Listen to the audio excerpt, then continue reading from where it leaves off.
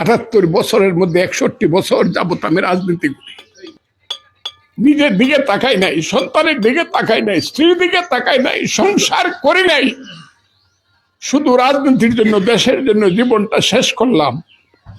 একটা ভোট আমার দিলে কি মহাপাপ হইব?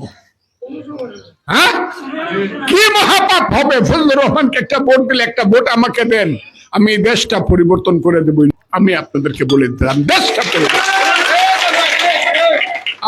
আপনারা কি এই ফজু পাগলার জন্য মায়া লাগে না?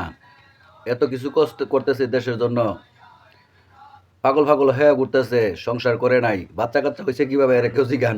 যদি সংসার না করে তাই এর যে ছেলে মেয়ে হয়েছে এটা কেডা করে দিচ্ছে, আগামটা কেডা করলো? আমরা বিচার চাই। ফজু কিন্তু সংসার করে নাই, জনগণের খেদমত করতে যায় ফজু সংসার করে নাই।